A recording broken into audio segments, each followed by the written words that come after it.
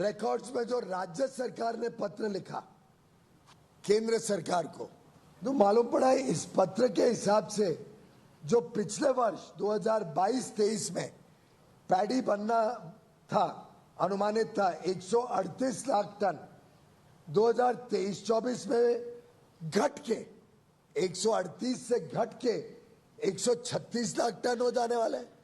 तो पैडी तो घट रही है केंद्र राज्य छत्तीसगढ़ राज्य में, और मुख्यमंत्री मेरे ऊपर पत्र लिख रहे हैं कि आप लगभग 1.5 गुना चावल हमसे खरीदिए। जो पिछले वर्ष उन्होंने कहा था हम 61 लाख टन देंगे, अब लिख के भेजा कि आप हमसे 86.5 86.5 लाख टन चावल लीजिए, हम देंगे। मैंने कहा आपका ही पत्र कह रहा है कि आपका पैडी तो घटने वाला है। पीयूष गोयल ने कहा कि आप समर्थन मूल्य से ज्यादा दे रहे हैं, 2500 रुपये में खरीद रहे हैं, इसलिए आपका चावल हम नहीं खरीदेंगे। चावल का कोटा उन्होंने नहीं बढ़ाया, आखिर में हमको धान को बाजार में बेचना पड़ा, और अभी फिर से आके झूठ बोल के जा रहे हैं। पहले तो 86 लाख किए थे, फिर 61 लाख कर दिए। अभी हमको खाद्य विभाग से करीब 6000 करोड़ रुपया उसका लेना है इनको चावल से। वो तो आए थे तो दे के जाते हैं। यदि छत्तीसगढ़ के लोगों का हित चाहते वो पैसा देते तो छत्तीसगढ़ के विकास में लगता। ये तो रोकने में लगे हुए हैं, और आके इनको छत्तीसगढ़ से बहुत तकलीफ है। आदरणीय पीयूष गोयल जी ने कहा कि हम धान खरीदी के लिए पैसा देते हैं। दुर्भाग्य है कि देश के परम आदरणीय प्रधानमंत्री जी रायपुर की आम सभा में उन्होंने कहा कि हम धान खरीदी के लिए पैसा देते हैं। आदरणीय पीयूष गोयल जी ने कहा हम धान खरीदी के लिए पैसा देते हैं। मेरी चुनौती है, 1 रुपया भी धान खरीदी के लिए केंद्र सरकार किस मद में, किस रुपये, किस राशि, किस तरीके से प्रदान करता है, उसके बारे में कोई तो केंद्र के मंत्री आकर के स्पष्ट करे। हम जितना चावल बना करके एफसीआई को देते हैं, उसी का केवल पैसा हमें एफसीआई के माध्यम से वापस मिलता है। 2 साल पहले हमारा चावल एफसीआई ने कम खरीदा था, हमको धान बाजार में बेचना पड़ा था, क्या उसका पैसा केंद्र सरकार ने हमको दिया? तो परिस्थितियों में जितना एफसीआई को चावल जाएगा उतना ही पैसा केंद्र से हमें वापस मिलता है। धान खरीदी के लिए 1 रुपया की भी राशि केंद्र सरकार से हमें नहीं मिलता। नमस्कार, मैं हूं मोहन तिवारी। आज के मुद्दे में आपका स्वागत है। और आज का मुद्दा वो मुद्दा है जो रह रहकर सामने आता है, और जैसे जैसे चुनाव समीप आता है इस मुद्दे पर आरोप प्रत्यारोप के दौर हमें देखने को मिलते हैं। छत्तीसगढ़ में किसान धान उगाता है, धान को सरकार खरीदती है, उसे चावल बनाती है और फिर केंद्र को बेचती है। इस पूरी प्रक्रिया में एक तरफ राज्य सरकार है, एक तरफ केंद्र सरकार है, और दोनों एक दूसरे पर उंगलियां उठा रहे हैं कि कौन क्या गड़बड़ी कर रहा है। इस ऐसी स्थिति में किसका तथ्य जो है वो सही है, किसका तथ्य गलत है, कौन कह रहा है सत्य, इन्हीं सब बातों पर आज हम चर्चा करेंगे। इस चर्चा को शुरू करेंगे उससे पहले हम मिल लेते मेहमानों से, जो मेहमान हमारे साथ इस चर्चा में भाग लेंगे। हम बहुत स्वागत करेंगे। हमारे साथ किसान नेता के रूप में वैगेंद्र सोनवेर जी हैं, बहुत बहुत स्वागत है आपका। भाजपा का पक्ष रखने के लिए हमारे साथ जुड़ रहे हैं तेजता राजनेता प्रवीण साहू जी, बहुत बहुत स्वागत है। और कांग्रेस का पक्ष रखने के लिए हमारे साथ वरिष्ठ नेता अभय नारायण जी जुड़े हैं, उनका भी बहुत बहुत स्वागत है।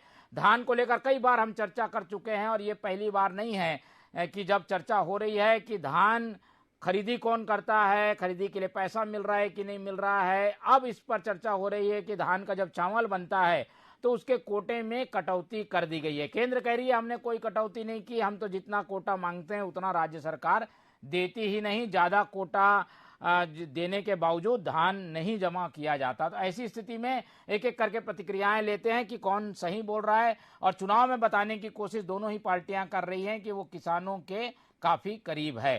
पहले मैं रुक कर लेता हूं प्रवीण साहू जी की ओर से। पीयूष गोयल जी की पीसी हुई है तो काफी अच्छे से बताएंगे। प्रवीण जी, आखिर ये इसमें सच्चाई क्या है?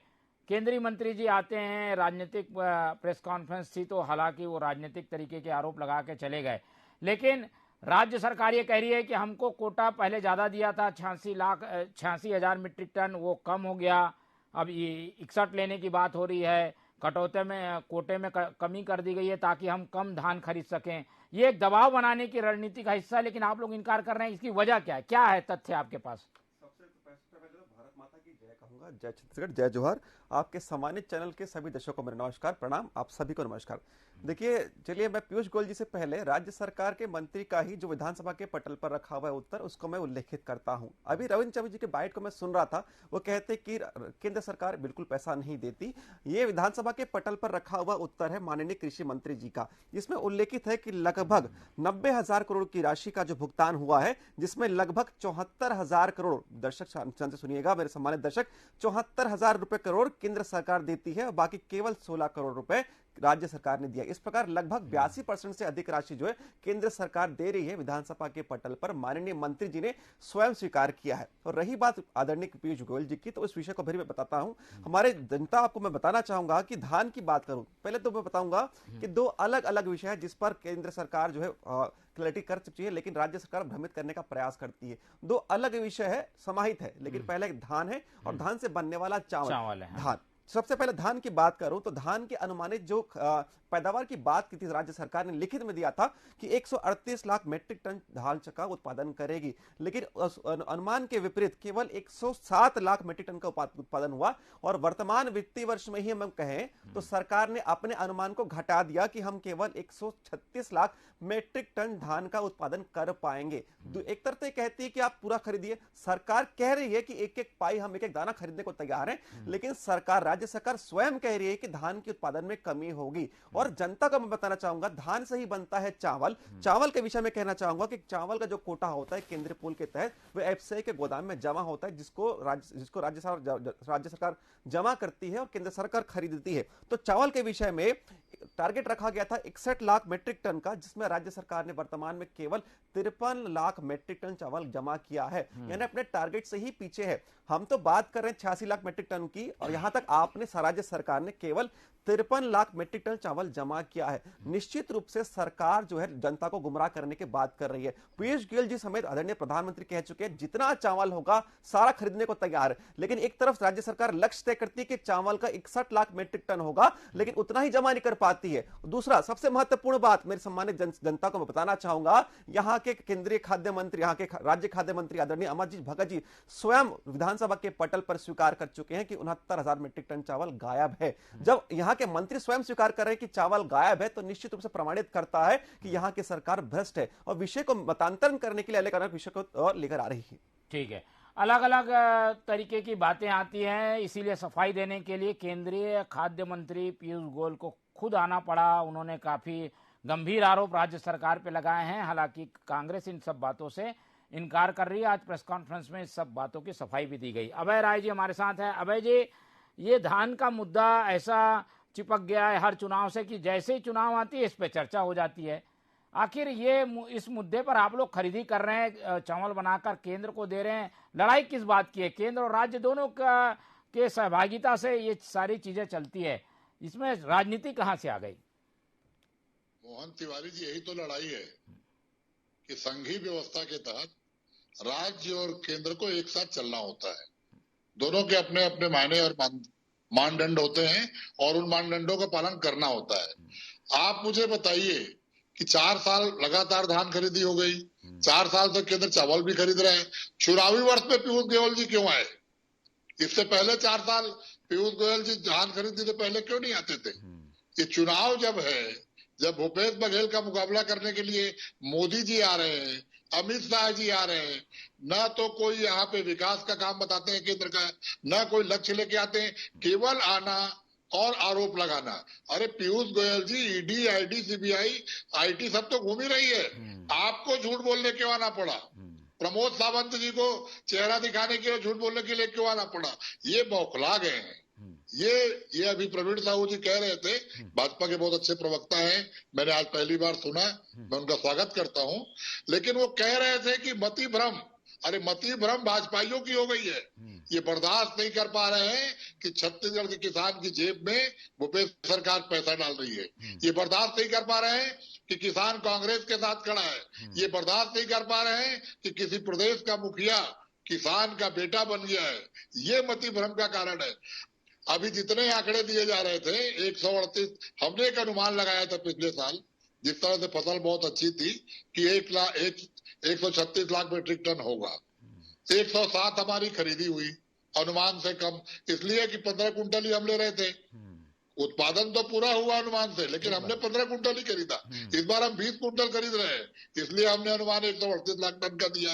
ये बात तो समझने को पीयूष गोयल को समझ में नहीं आएगी, वो किसान है नहीं, लेकिन प्रवीण जी तो समझ रहे हैं। भारतीय जनता पार्टी के जो नेता छत्तीसगढ़ के हैं वो तो समझ रहे हैं कि 12 लाख से 26 लाख किसान हो गए। 61,000 टन से आज 107 लाख मीट्रिक टन उत्पादन चला गया।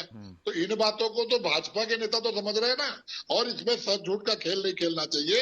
अगर किसान की तरक्की हो रही है तो भारतीय जनता पार्टी को स्वागत करना चाहिए, और इस मॉडल को जहां दूसरे प्रदेशों में भारतीय जनता पार्टी का शासन है वहां लागू करे। मध्य प्रदेश में कितना चावल खरीदते हैं, मध्य प्रदेश में कितना धान खरीदते हैं, मध्य प्रदेश में कितना समर्थन मूल्य मिलता है। उत्तर प्रदेश में तो 1000 रुपए कुंटल में कोई धान खरीदने वाला नहीं मिलता, वहां भी भाजपा का शासन है। तो भारतीय जनता पार्टी अन्य प्रदेशों में कहाँ अनाज खरीद रही है समर्थन मूल्य में, उसका हिसाब दे। और पीयूष गोयल जी आके कहे कि मैं अचानक एफसीआई की जांच करने आया था। अरे आप मंत्री हैं, मंत्री जांच करने नहीं आता, आप टीम बना के भेजते। और अगर आपने जांच किया तो क्या गड़बड़ी मिली बताइए। आप तो राशन घोटाले की बात कर रहे हैं, चावल घोटाले की बात कर रहे हैं, जो रमन सिंह के राज में हुआ था। पीयूष गोयल जो गलत कागज मिल गया वो नान घोटाले तक चले गए, वो सब कुछ रमन सरकार में होता था। अगर हमने गड़बड़ियां पाई थी राशन दुकानदारों वितरण की तो हमने दुकानों को सस्पेंड किया, हमने दुकानों पे कार्रवाई की, हमने दुकानों पे एफआईआर किया, हमने वसूली का काम किया चावल का। अगर गड़बड़ी मिली थी तो, और हमने गड़बड़ी की जांच की और हमने कार्रवाई की। भारतीय जनता पार्टी कहां से आ गई, पीयूष गोयल जी कहां से आ गए। तो पीयूष गोयल जी हो, प्रमोद सावंत जी हो, या तमाम प्रकार के भी केंद्रीय मंत्री बहुरूपये का रूप धारण करके आएंगे। छत्तीसगढ़ की जनता, छत्तीसगढ़ के किसान, भूपेश है तो भरोसा है। और ये वही भूपेश बघेल है, जब 2018 का चुनाव परिणाम नहीं आया था तो भूपेश बघेल जी ने कहा था कि आप धान मत बेचिए, हमारी सरकार आएगी, समर्थन मूल्य पे हम धान खरीदेंगे। तो किसान रुक गए थे। शपथ ग्रहण के बाद जब 2500 रुपए की घोषणा हुई तो धान बेचना चालू किए थे। ये वही है, वही किसान है जिनके 2 साल का बोनस भाजपा ने दिया और 3 साल का बोनस का पैसा आज तक खोज रहे हैं। ये वही किसान है जिनको बिजली का बिल आता था, पानी नहीं मिलता था, सिंचाई नहीं होती थी। आज 26 लाख किसान अगर हो गए, किसानी कर रहे हैं, रजिस्ट्रेशन करा के रखे हैं, तो उनको सुविधा देने का काम किसानों को किया, किसानों को आय दुगना करने का काम किया। किसान नीति का हमने देश में विरोध भी किया जो भारतीय जनता पार्टी लाई थी। तो किसानों के साथ सरकार खड़ी है। पीयूष गोयल आ जाए, मोदी जी आ जाए, अमित शाह आ जाए, झूठ तो झूठ रहेगा, ठीक है, झूठ सच नहीं बन सकता। ठीक है, चलिए इसमें कांग्रेस का दावा क्या था हमने सुना। किसान नेता वेगेंद्र जी हमारे साथ हैं, सोनवेर जी, ये आप बात बार बार सुन रहे, इसमें किसान कहाँ अपने आप को पाता है। ये राज्य और केंद्र की एक तरीके से लड़ाई सी बन गई है। वो कोटा घोषित करते हैं, फिर कटौती हो जाती है, फिर विरोध होता है, फिर पत्र लिखा जाता है, पत्र पे पत्र, लेटर पॉलिटिक्स होती है। किसान अपने आप को कहाँ पाता है और किसान को क्या नजर आ रहा है दोनों पक्षों की बातों से? जी निश्चित तौर पे तिवारी जी, ये पॉलिटिकल माइलेज का ही कारण है। अगर आपकी नीयत साफ है, दोनों केंद्र की सरकार हो या राज्य की सरकार हो, नीयत साफ कर ले और किसानों की भला या प्रदेश की भला चाहते हैं तो किसानों के लिए अपने दिल को बड़ा कर ले और उद्गार दिल से किसानों के लिए समर्पित हो जाए। परंतु छत्तीसगढ़ में पता नहीं किसकी नजर लग गई है, आए दिन किसानों को मुसीबत में डाला जाता है या किसान भ्रम में रह जाता है कि क्या होगा।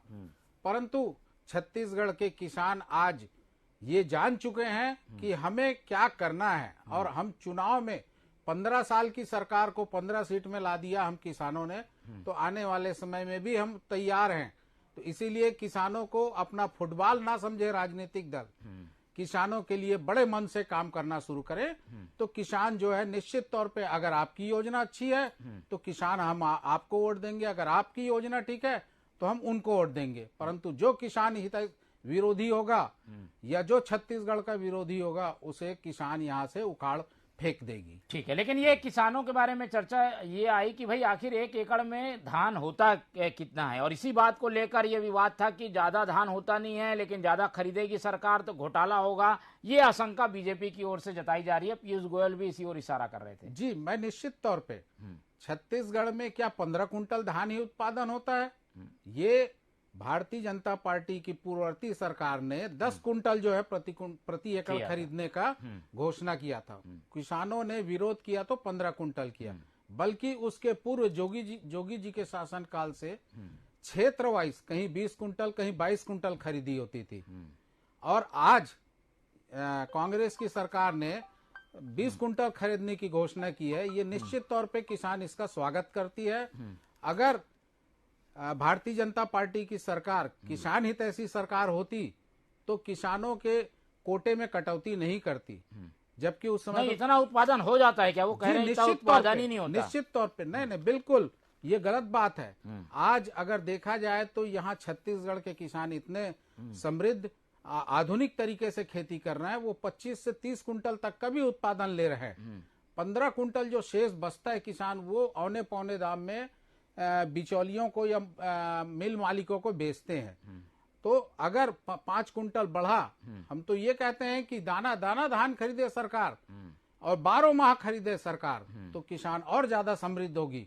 कांग्रेस या भूपेश बघेल जी चाहते हैं कि हमारे प्रदेश के किसान खुशहाल हों, तो उन्हें दाना दाना धान खरीदना चाहिए। और आपकी चैनल से मैं एक और आग्रह करना चाहता हूं, जो भूतपूर्व कर्जेदार किसानों की उनका 2 साल का बकाया बोनस देने की बात कही थी, उसके बारे में आज तक कांग्रेस जो है 5 साल होने जा रहा है, वो तो बीजेपी के शासन का था। तो उसे कांग्रेस ने अपने घोषणा पत्र में लाया था कि हम देंगे, तो उसे कब देंगे ये भी आपके चैनल के माध्यम से मैं जानना चाहता हूं। चलिए प्रवीण जी, एक महत्वपूर्ण बात ये पीयूष गोयल ने कही कि भाई धान उतना होता है नहीं, करीब 13, 14, 15 क्विंटल होता है, लेकिन ये 20 कुंटल जब होगा तो ये बाहर से लाएंगे, दूसरे प्रदेश से आएगा, घोटाला होगा, और इसीलिए एक तरीके से कैपिंग करने की कोशिश केंद्र सरकार के द्वारा की जा रही है। क्या ये किसानों का अपमान नहीं है कि किसान ज्यादा उत्पादन कर रहा है? अगर 20 कुंटल होता है तो 20 कुंटल खरीदने में क्या गलत है? ये कहना कि केवल 15 क्विंटल होता है, ये कहां तक जायज है? देखिए, सबसे पहले तो मैं कहना चाहूंगा कि राज्य केंद्र सरकार ने कभी मना नहीं किया, एक अनुमानित लगाया। जिस प्रकार आदरणीय सोनबे जी ने कहा कि उत्पादन होता है तो भारतीय जनता पार्टी कह रही जितना उत्पादन होगा उतना हम चावल खरीदेंगे, कभी मना नहीं किया गया। लेकिन एक अनुमान रखता है कि कितना लगता है, तो औसतन जो है 15 क्विंटल के आसपास रहता है। और रही बात, देखिए अभय नारायण जी की, देखिए अब मैं सच कहूंगा, ये जब बौखलाएंगे तो डिबेट को डिस्टर्ब करेंगे। पहले ये कह रहे थे उत्पादन होता है कि नहीं होता, ये पूछ रहे हैं कितना उत्पादन होता है। देखिए सोनबे जी ने बता दिया, लगता है सुन नहीं पाए, जनता सुन ली है, जनता ने सुन लिया है, आपको नहीं पता तो आपकी गलती है। देखिए मैं बता रहा हूं, देखिए जिस प्रकार अभी डिबेट जब शुरू हुआ तो कितना अंतर्द्वंद कांग्रेस पार्टी में, आपको बताता हूं। अभय नारायण जी कह रहे थे कि आज केंद्रीय मंत्री आ रहे हैं तो आज इनको इश्यू हो रहा है। इसके पहले इन्हीं का वक्तव्य है आज के डिबेट में कि कोई इश्यू नहीं था। भाई एक तरफ आपके राज्य मंत्री कहते हैं कि डिबेट चल रहा है, इधर है उधर है, और आप कहते हैं कि कोई डिबेट नहीं है। ये प्रमाणित करता है कि आप लोग में कोई भी ना सामंजस्य नहीं है। एक प्रवक्ता अलग कहता है, एक मंत्री अलग कहता है, और आपके जो सरकारी आंकड़े वो अलग कहते हैं। मैं बार बार कह रहा हूं कि आपका टारगेट, अरे सुन लीजिए, पहले सुन लीजिए, सच कहूंगा, सुनने की क्षमता रखिएगा। 61 लाख मेट्रिक टन चावल आप ही ने कहा था कि एफसीआई के गोदाम में जमा करेंगे, तो केवल 53 लाख मेट्रिक टन चावल क्यों जमा है? बाकी का चावल कहां गया? जनता पूछ रही है, आज मंत्री जी कुछ प्रश्न पूछ रहे हैं तो आपको तकलीफ हो रही है। जनता तो जानना चाहती है कि चावल कहां गया। आप ही ने टारगेट सेट किया था कि चावल आप 61 लाख मेट्रिक टन खरीदेंगे, केवल 53 लाख, तो बाकी चावल कहां गया? और रही बात किसानों की, आप बात करते हैं पीएम किसान निधि, जब यहाँ पर पंजीकरण होता है तो 41 लाख लोगों का पंजीयन होता है, लेकिन आपके कहीं कहीं नाकामी के चलते केवल 22 लाख किसानों को लाभ मिलता है। क्यों? क्योंकि उस किसान निधि के आगे पीएम का नाम लिखा रहता है। आपका प्रधानमंत्री के नाम से इतनी आपत्ति क्यों है? वहां पर तो किसी व्यक्ति विशेष का नाम नहीं है। 19 लाख किसान को प्रत्येक भूमि धारक को 6,000 रुपया मिलने वाला था, आप लोग की नाकामी के चलते नहीं मिल रहा है। आप लोग किसान विरोधी हो। आपने कहा था बोनस देंगे, कब देंगे बोनस? अरे मैं पूछ रहा हूँ आपसे। और रही बात, सुनिए, आपको आंकड़े में आपको बताता हूँ, आपको आंकड़े का ज्ञान नहीं है, आपने उल्टा ज्ञान कहा। पहले आपने कहा कि देखिए आपने क्या कहा, हो गया, आपका तो स्वयं ज्ञान नहीं है।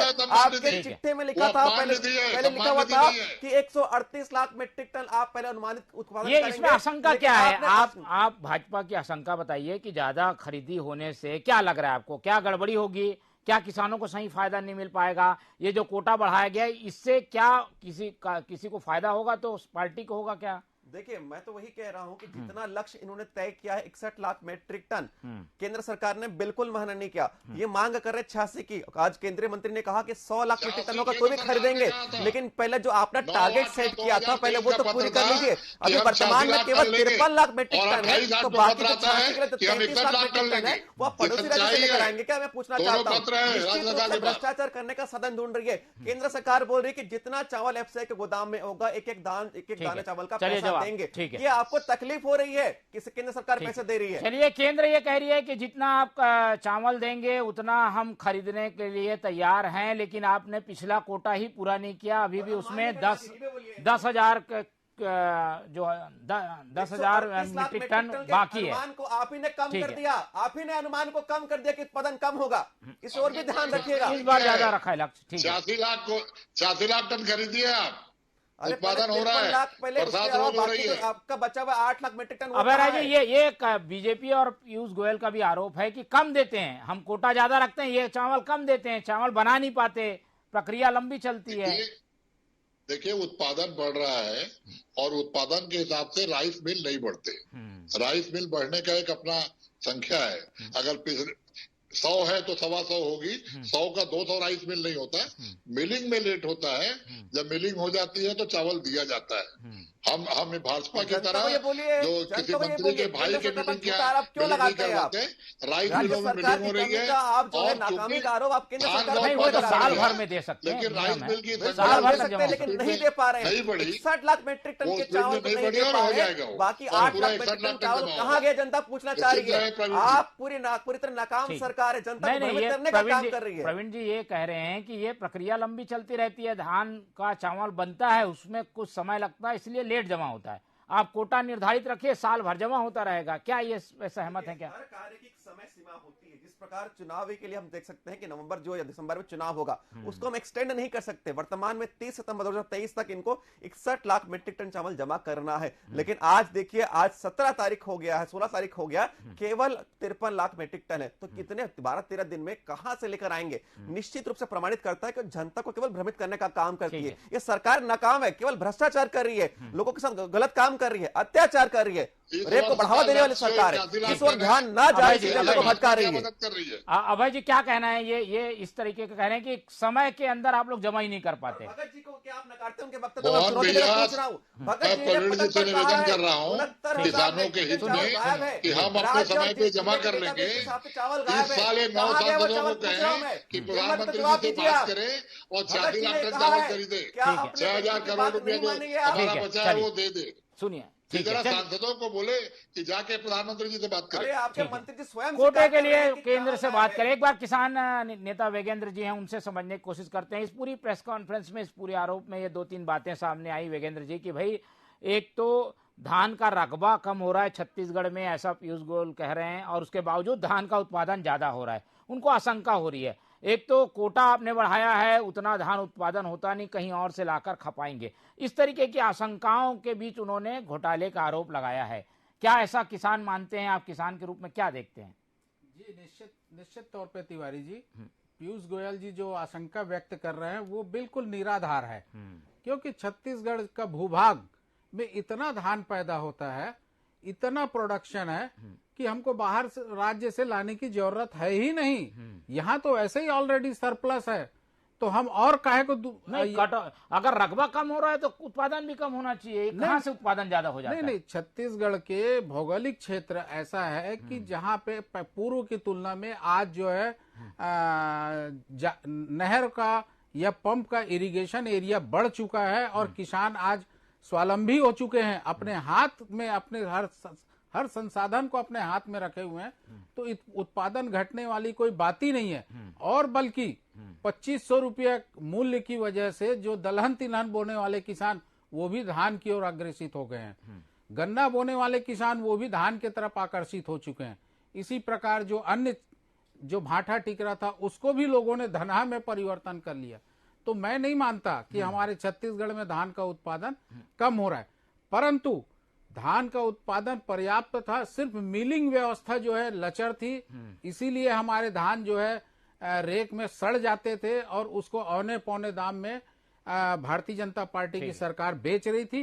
परंतु ये कांग्रेस की सरकार ने जो 40 रुपए कुंटल से 120 रुपया किया, उसका लाभ लेते हुए व्यापारियों ने होड़ मच गई है। वो प्रतिस्पर्धा में आ गए हैं कि मुझे मिलिंग करनी है, तो यहाँ मिलर की कोई कमी नहीं है। ठीक है, चलिए ये मुद्दे को छोड़ें। एक तरीके से राजनीतिक आरोप प्रत्यारोप चल रहा है, तो हम इस पर एक एक टिप्पणी दोनों प्रवक्ताओं की ले लेते हैं। पहले अभय राय जी, ये देखिए लगातार नेताओं के दौरे हो रहे हैं, आधा दर्जन बड़े नेता आ चुके हैं भाजपा की ओर से। इसी तरीके से नए नए तथ्य, नए नए आरोप वो लगाएंगे।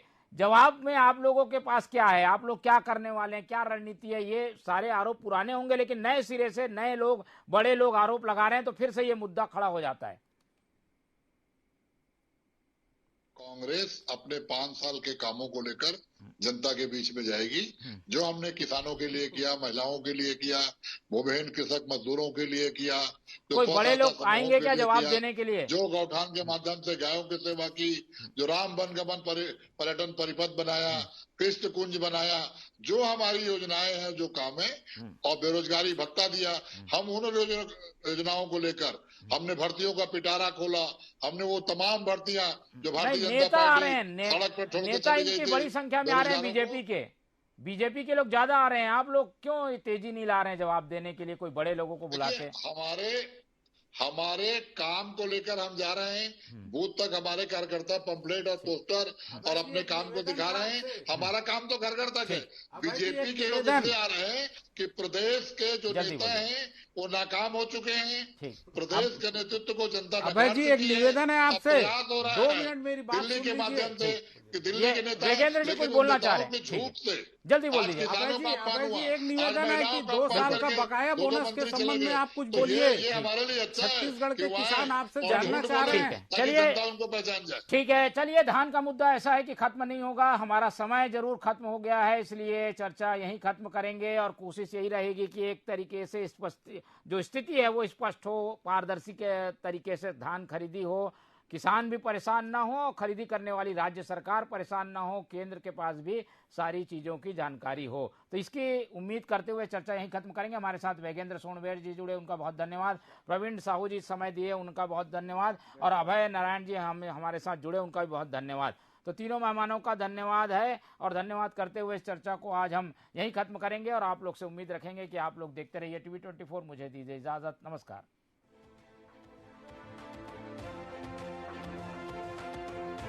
अरे आप लोग पुराने बोनस